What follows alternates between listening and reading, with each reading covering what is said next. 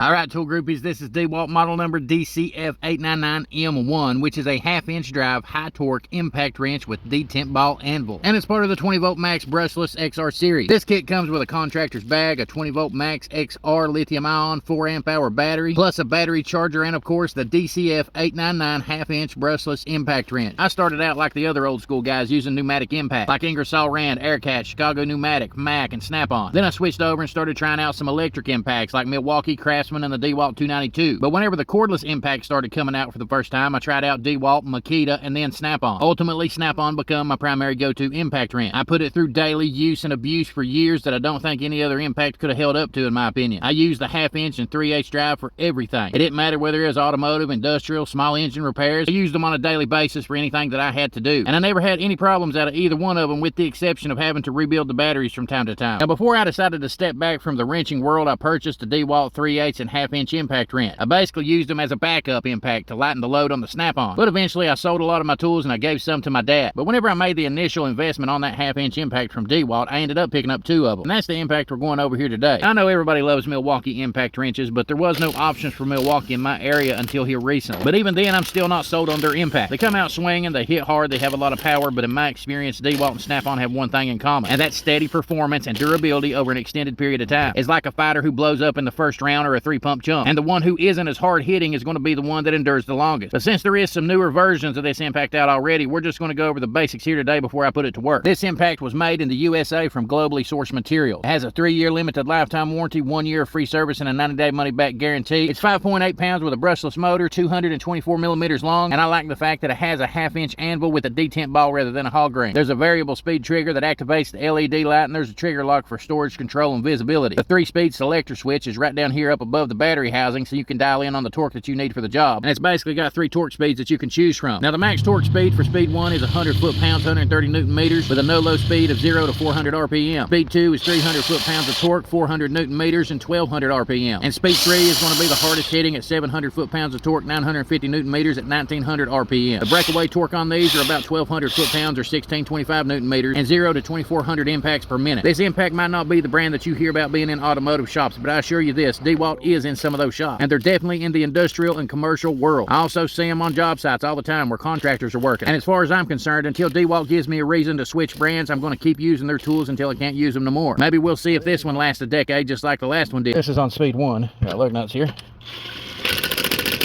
Perfect for lug nuts.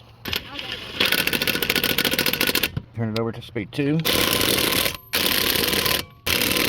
Did need more torque, speed 3, but you don't want to over torque them. But it's got the power to do so.